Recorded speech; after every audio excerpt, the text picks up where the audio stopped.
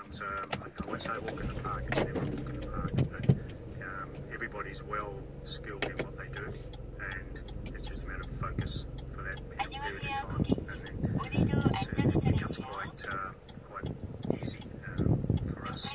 My guest is the new executive chef of convention and exhibitions, and his name is David Pugh. You rightly know him, I'm sure, as the man who was behind Restaurant 2, award-winning chef and restaurant for many years. What is the tasting room? What is the tasting room at the convention centre? Because there's so many layers, hallways, and rooms there now. What is it? You haven't been there. 잠시 후 I think you're going to be privy 이어서 on 좌측 next week. But what is it? 과속 It is actually a space at the moment. It's a brand new room. It's a brand new room. We do wine tastings in there. We do dinners for selling clientele. It could be 잠시 anybody. 후 우회전 We do 이어서 pre-theatre, Harry Potter playing. We'll do a group of possibly 32 people in there for a cocktail party before, after, during, and the actual guest customer can use the room as they wish. Could be anything from a special port tasting, a special wine tasting, matching food. The other thing always is my memories, matching produce, season produce. So you try and buy stuff from the Lockyer Valley, from Gatton area, wherever, down Stanford Way. You try and find what's out there that was good and create a dish around the produce. Is that still your thing? It is, especially if you as a thing. Why this year? I think that people are wanting produce, which is like travel less miles, and it's all about being as local as we possibly can. There's sometimes in the year where it's just not, there's find some towns where there's no produce coming through, there's no potatoes coming out the other table there, there's no tomatoes coming south, the bananas, we get these roadblocks, so to speak, but by and large, we want produce which doesn't go to Sydney and then comes back to Queensland, which you used to find in the past. It was quite often.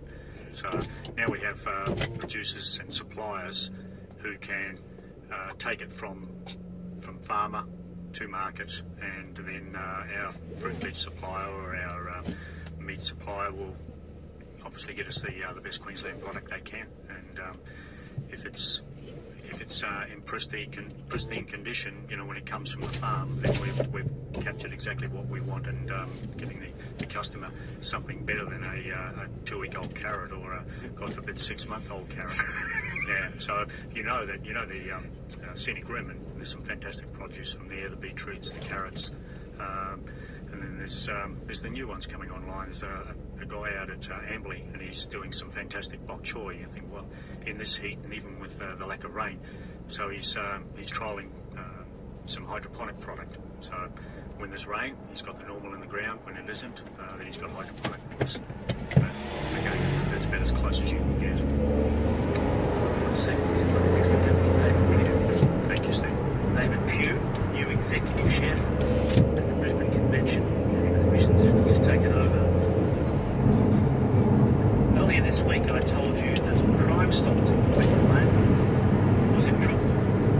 Today an official decision on the future of the Crime Stoppers call centre has been made. I'll bring you that decision after the news.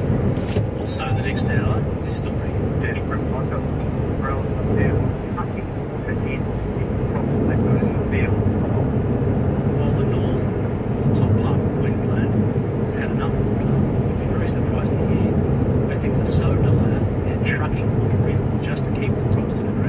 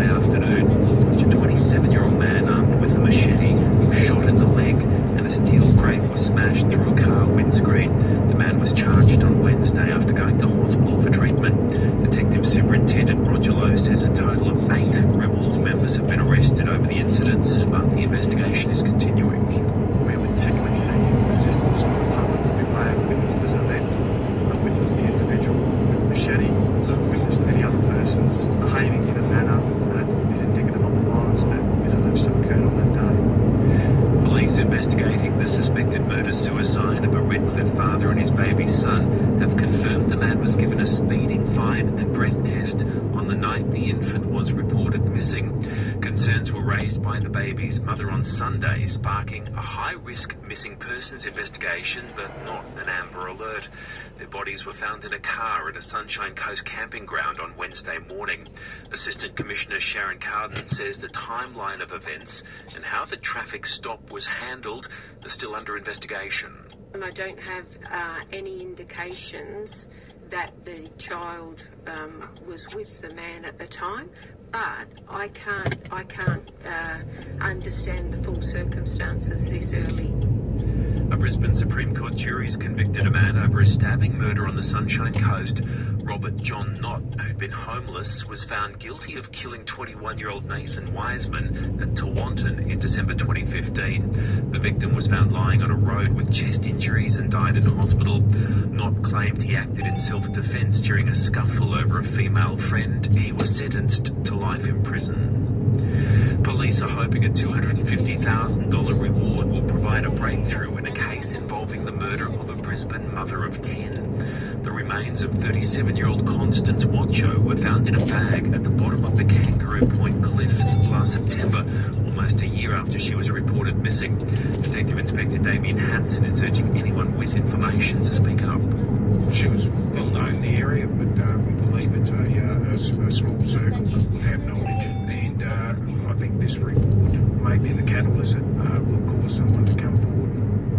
The Reserve Bank has cut its economic forecast and warned of significant uncertainty created by Australia's cooling housing market. Here's Stephanie Jones. In its quarterly statement, the central bank said it now expects Australia's economy to expand at 3% this year and slow to 2.75% over 2020. St George chief economist Bessedetta says the Reserve Bank is more concerned about the outlook than it has been, but doesn't think an interest rate cut is imminent. The RBA is sitting on the fence, and then whether the next move is up, whether the next move is down, will really depend on how the data evolves and how those growth forecasts firm up. The Australian dollar tumbled to around 70.6 US cents on the revised forecasts, but has since regained some ground.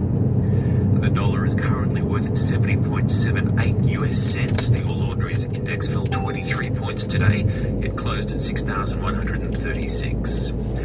Queensland's weather: showers and storms continuing tomorrow north of about Port Douglas. Showers and possible storms for the northern, central and southern interior as well as eastern districts.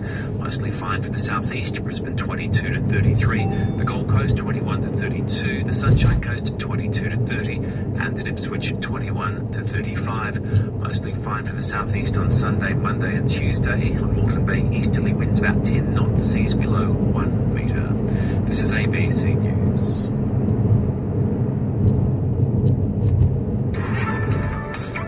ABC Radio Traffic. Just in at Sherwood in the last couple of minutes, a crash at Sherwood Road and Oxley Road, some minor delays. Also, we had a crash in Adelaide that's not being cleared on Duke Street northbound before Julian Street, some minor delays in that area. And the crashes on the M1 have been cleared this afternoon, but really heavy conditions from Beanley right through to Logan Home after 2 crashes. Now, we've had a vehicle go into traffic lights at Maruka, so that vehicle has been cleared, but the traffic lights have been knocked down there. So Muriel Avenue westbound, the right lane remains blocked at the Ipswich Road off-ramp, so maintenance crews and police remain on site. Daisy Hill, lights are on flash at Wynneth Road and Logan Lee Road, and also Yeronga, still a lot of heavy delays in both directions on Fairfield Road. We've had most water main repairs from this morning, so a big job there. Fairfield Road outbound remains blocked at Cook Street, so best to avoid that as much as possible this afternoon and take Ipswich Road as an alternative. The M1 southbound is slow from 8 Mile Plains through to Logan Home. As I mentioned, that northbound run's been recovering as well, right through to Logan Home from Beanley in Yatla after 2 earlier crashes. The Western Freeway generally busy from Indooroopilly to Victoria Pocket. Also the Gateway northbound from Deakin to Port Hills, and traffic slow on Logan Motorway eastbound has been busy around Parkinson. Also the Pacific Motorway outbound from Wollongabba and Green Slopes. Riverside Expressway, a heavy run inbound the city from the Captain Cook Bridge. Also the Ipswich Motorway run from Rockley to Oxley. Kippyard Till Road northbound, that's been busy from Bald Hills getting onto the Bruce Highway. It starts to thin out around Rubber Downs. Also Centenary Highway inbound through Jensley, and the Gateway southbound has been busy from Belmont to Rochdale getting onto the M1. From the Australian Traffic Network, I'm Brad. More details at 5:30 on ABC Radio Brisbane. All you need to say is it's Friday. How do you think the traffic's going to be? Spot on. That's exactly right, isn't it? Streaming live online and on the ABC Listen app. This is ABC Radio Brisbane with Steve Austin.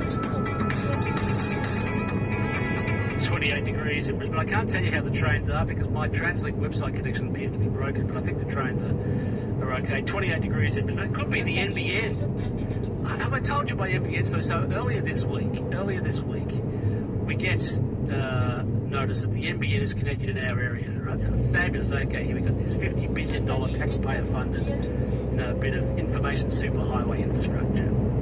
And my retailer, TPG, say, okay, you have to be home between 8 and 12 o'clock on this such and such a date. You have to be there because the technician's got to turn up and connect your house, hook up to it again. So I sit there for 4 hours waiting. And in the last hour, I think, this doesn't feel right. So I contact their call centre. And of course it goes to some poor girl by the name of Apple who's somewhere in Southeast Asia. And I'm trying to explain to her. And she did very well. I kept my calm saying, look, Apple, I've been sitting here for hours waiting. You set the appointment. It was confirmed. It was at your request, at your timetable. You've given me a confirmation number. And now you're telling me nothing about it. So anyhow, they said, okay, we'll get a supervisor appointment. Well, that was a week ago. We still haven't heard from the supervisor. And then my bride, at the end of the day, gets a phone call. I'm a TPG technician. I'm outside your door. We're here to fix your house. And it turned, he says, they only told me half an hour ago that I was supposed to do this. TPG said 3 months ago, this is the date you must keep. Has anyone else had this problem? If any business ran this, hang on, they are a business. They are a business. It's not even the NBN, it's retail. Does anyone else have to wait at home for their thing to be hooked up? You have no choice. The date is set for you. You must do it. They have them not turn up. 1300 222 612. It can't just be me who's the bug. 28 degrees in Brisbane. Call 1300 222 612, by the way. You've had the same story. 28 degrees in Brisbane. 27 Bayside. Logan and Ipswich both 29. Gold and the Sunshine Coast both 27 degrees. This is ABC Radio Brisbane with Steve Austin. My producers have told me they can't get through on their Translink website even, so maybe the NBN's broken here at the ABC. That'll be it. It's an end of an era for the charity Crime Stoppers. Their call centre was on the brink earlier this week. We told you that story. The charities board have been trying to find an angel philanthropist to get them some money to keep it going. And today they've decided it can't continue. And what this means is that when you're giving a tip about crime or some knowledge of crime, it is now the Queensland Police Service that will be taking those tip-offs and phone calls. Trevor O'Hara is the Chief Executive of Crime Stoppers. Trevor, how long have you been with Crime Stoppers now?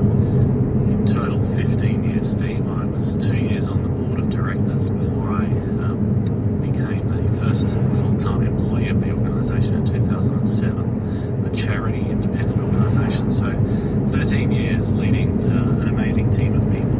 How are you feeling today? A bit distraught today. I can tell. What does it mean? Crime Stoppers was an incredible achievement, an incredible model. Tell me about it. It is an amazing model, and the model will continue is the most important thing about it. So since 1976, when it started in Albuquerque, people in the US have been able to report information anonymously to help solve and prevent crime. Here in Australia, 1987, it first started down south, and in Queensland since 1989. And since day one, we've had volunteers on the Queensland program helping to promote Crime Stoppers, to raise money and let the community know they have a voice, they can make a difference in solving and preventing crime in our community. And our records show almost 39,000 offenders, and that's a staggering number. 39,000 people have been arrested because someone took a few minutes out of their day to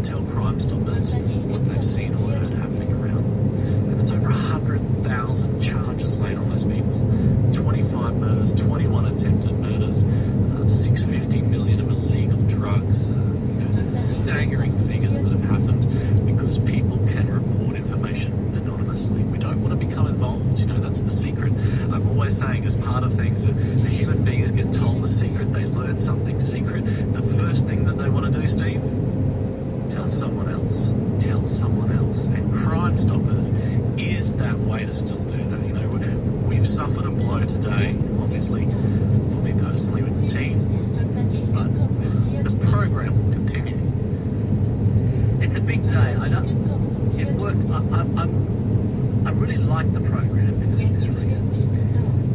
For whatever reason, it may be cultural, it may be something else. Australians don't like.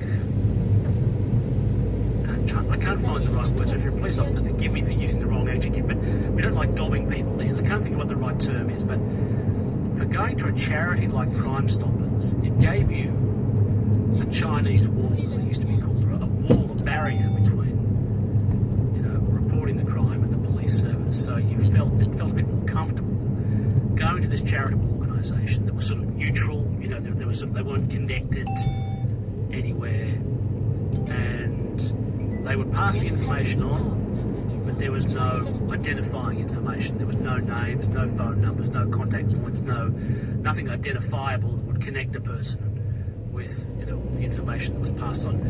And that seems to me to have been the magic or the power of your model, the Crime Stoppers model. It is absolutely, because people are willing to contribute, and we've seen over the last few years with the rise in terrorism-type activities in our community, the Lint Siege Cafe down in New South Wales, people have contacted Crime Stoppers in record numbers over the last week. We've seen a huge growth because people have gone, this could happen to me, it could happen to my loved ones.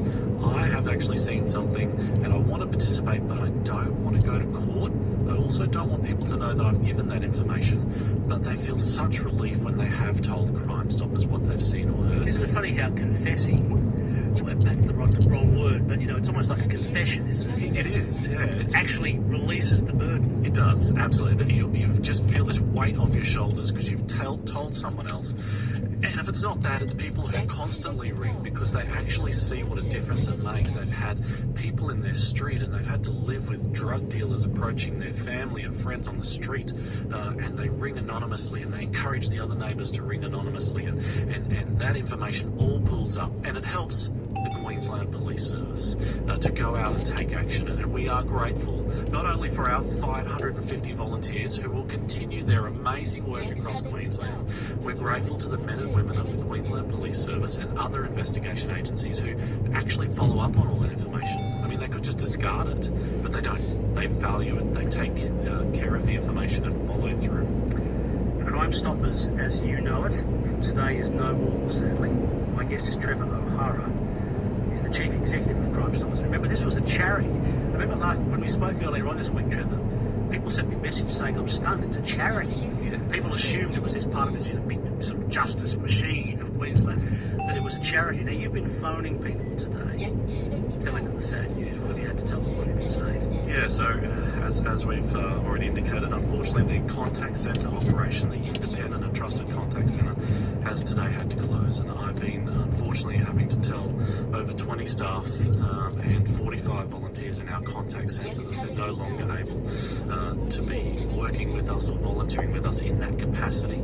As we've indicated, our amazing volunteers all over Queensland, they will continue their role, which is promoting in local areas of Queensland safety messages, community safety messages, and raising awareness that you can still ring through. Even though we might not take the calls ourselves as the independent program, the actual whole ethos of Crime Stoppers does continue. Anonymous reporting, it's just that we had built this amazing team and dedicated personnel who aren't cluttered by mass contact centre operations, that are able to focus on eliciting high quality information that makes a real difference. And I think if I can just say one more thing, particularly Steve, that we want to get across, there's been a lot of misreporting going on. We have not lost any money. We have not lost any partners or sponsors. We have some terrific major partners and sponsors who support us. They are still there. Stalwarts of our program for many years. Brisbane Airport has been around for 11 years supporting us, and they're still there. It's just that we haven't been able to keep upselling to fund that amazing job that the team do in our contact centre. All you needed was $250,000, 250,000. Yeah, so many people like you say it's peanuts, and I guess, me as a Chief Executive Officer of a charity, we work really hard. We work around the clock, and we see other organisations where they probably do about half as much work as charity workers actually do to